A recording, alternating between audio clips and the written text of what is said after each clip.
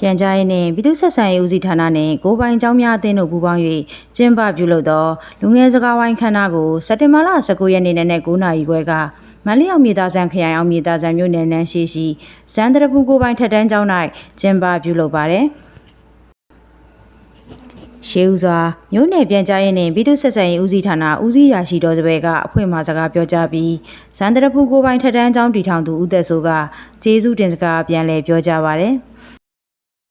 ထို့နောက်လူငယ်နှင့်စကားဝိုင်းကျင်းပရာ Grade 11မှမောင်ဝင်းမင်း Grade 11မှမောင်ဖြိုးတုတ Grade 11မှမတ်ခင်မြတ်နိုး Grade 11မှမတ်ခိုင်သစင်ထွန်းနဲ့ Grade 9မှမောင်ဥက္ကာမင်းသိန်းတို့က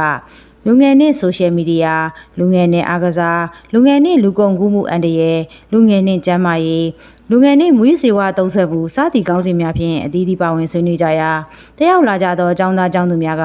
သိလိုသည်များကိုပါဝင်မေးမြန်းဆွေးနွေးကြပါသည်၎င်းနောက်ကျောင်းတီထောင်အုပ်ချုပ်သူကမြို့နယ်ပြန်ကြားရေးနှင့်ပြည်သူ့ဆက်ဆံရေးဦးစီးဌာန Community Center ခမ်းမအတွက်အလူငွေပေးအပ်လှူဒန်းပြီးပါဝင်ဆွေးနွေးကြသည့်ကျောင်းသားကျောင်းသူများအားမှတ်တရဂုဏ်ပြုလက်ဆောင်များပေးအပ်ပါတယ်။ဆိုပါလူငယ်စကားဝိုင်းတွင်ပါဝင်ဆွေးနွေးကြသည့်ကျောင်းသားကျောင်းသူများကယခုလိုဖြေကြားထားပါတယ်ရှင်။ကျမကတော့မန္တလေးဒေသကြီးအောင်မြေသားဆန်မြို့နယ်စံတရပူကိုပိုင်ထက်တန်းကျောင်းမှာပညာသင်ကြားနေတဲ့ Grade 10ကျောင်းသူမခန့်တစင်တွန်းဖြစ်ပါတယ်ရှင်။ကျမကဒီလူငယ်စကားဝိုင်းမှာလူငယ်နဲ့အားကစားဆိုတဲ့ခေါင်းစဉ်ကိုဆွေးနွေးပြသသွားတာဖြစ်ပါတယ်ရှင်။အဲဒီလူငယ်နဲ့အားကစားဆိုတဲ့ခေါင်းစဉ်တွေကိုကျမကအားကစားဆိုတာကလူငယ်တွေအတွက်မရှိမဖြစ်လိုအပ်တာတွေအားကစားကိုကျန်းမာရေးကဏ္ဍနဲ့ဆက်ဆက်ပြီးတော့ပြသသွားတာတွေနဲ့ပညာရေးကဏ္ဍတွေမှာလည်းအသုံးဝင်တာတွေကိုပြသသွားတာဖြစ်ပါတယ်ရှင်။ဆက်လက်ပြီးတော့အားကစားကစိတ်ဖိအားတွေကိုချနိုင်ပေးရုံသာမကဘဲနဲ့လူငယ်တွေကိုတိုးတက်စေရတွေကိုလည်းပြသသွားတာဖြစ်ပါတယ်။အဲ့ဒါရဲ့အပြင်နိုင်ငံတော်ကိုအထောက်အပံ့ကူညီပေးနိုင်တယ်ဆိုတဲ့အကြောင်းအရာတွေကိုပါကျမကဆွေးနွေးပြသသွားတာဖြစ်ပါတယ်ရှင်။ကျွန်တော်ကတော့စံတရပူကိုပိုင်ထက်တန်းကျောင်းမှာ Grade 9မှာပညာသင်ကြားနေတဲ့မောင်ကမင်းလေးဖြစ်ပါတယ်။ကျွန်တော်အခုလူငယ်စကားဝိုင်းမှာပြောသွားခဲ့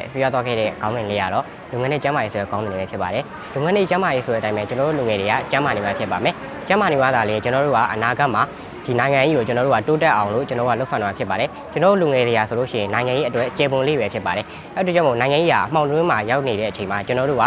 နိုင်ငံကြီးကိုလမ်းပြပေးနိုင်မယ်နိုင်ငံကြီးရဲ့တိုးတက်တဲ့လမ်းကြောင်းတွေကိုကျွန်တော်တို့ကလမ်းပြပေးနိုင်မှာဖြစ်ပါတယ်အဲ့လိုမျိုးလမ်းပြပေးနိုင်မှုအတွက်ကတော့ကျွန်တော်တို့ကကျန်းမာရေးကောင်းနေမှသာလေကျွန်တော်တို့ကလောက်ကင်နိုင်မှာဖြစ်တဲ့အတွက်လူငယ်တွေအတွက်အရေးကြီးဆုံးအဓိကနံပါတ်1ကတော့ကျန်းမာနေဖို့အရေးကြီးပါခင်ဗျဟုတ်ကဲ့ကျေးဇူးတင်ပါတယ်ကျွန်တော်ကတော့ Grade 11ကျောင်းသားမောင်စင်မဲဖြစ်ပါတယ်ကျွန်တော်ဒီနေ့လူငယ်စကားဝိုင်းမှာဆွေးနွေးသွားတဲ့အကြောင်းအရာတွေကတော့လူငယ်နဲ့ social media သုံးစွဲမှုဆိုတဲ့အကြောင်းအရာလေးဖြစ်ပါတယ်လူငယ်နဲ့ social media သုံးစွဲမှုဆိုတဲ့ခေါင်းစဉ်အောက်မှာsocial media ရဲ့အကောင်းကျိုးဆိုးကျိုးတွေနဲ့လူငယ်တွေပေါ် social media ကဘယ်လောက်ထိအကျိုးသက်ရောက်မှုရှိလဲဆိုတဲ့အကြောင်းအရာကိုပြပြသွားတာပဲဖြစ်ပါတယ်။ကျမက Grade 11ကျောင်းသူမခင်မြတ်နိုးပဲဖြစ်ပါတယ်ရှင်။ဒီနေ့လူငယ်စကားဝိုင်းမှာကျမဆွေးနွေးသွားတဲ့ခေါင်းစဉ်ကတော့လူငယ်နဲ့မွေးရစေဝါအနေနဲ့ဆိုတဲ့ခေါင်းစဉ်ပဲဖြစ်ပါတယ်။အဲခေါင်းစဉ်နဲ့ပတ်သက်ပြီးတော့လူငယ်တွေအတိုင်းပြည်ရဲ့အနာဂတ်ဖြစ်ပုံနဲ့မွေးရစေဝါကိုလူငယ်တွေသုံးစွဲလာတဲ့အကြောင်းရင်းတွေမွေးရစေဝါကလူငယ်တွေအတက်အနေနဲ့များပုံနဲ့မွေးရစေဝါကိုကာကွယ်တားဆီးဖို့အကြောင်းအရာတွေပြောကြားသွားတာဖြစ်ပါတယ်။ကျွန်တော်ကတော့ Grade 11ကျောင်းသားမောင်ဖြိုးတုတပဲဖြစ်ပါတယ်။ပြန်ကြားရေးနဲ့ပြည်သူ့ဆက်ဆံရေးဦးစီးဌာနကလာလုပ်ပေးတဲ့ဒီလူငယ်စကားဝိုင်းလေးမှာကျွန်တော်ကနေပြီးတော့လူငယ်နဲ့လူကုန်ကူးမှုအနေအကြောင်းလေးကိုပြောပြဆွေးနွေးသွားတာပဲဖြစ်ပါတယ်။ကျွန်တော်ဆွေးနွေးသွားတဲ့အကြောင်းအရာလေးတွေကတော့ဒီကျွန်တော်တို့လူကုန်ကူးခံရတာဘယ်လိုရှိတယ်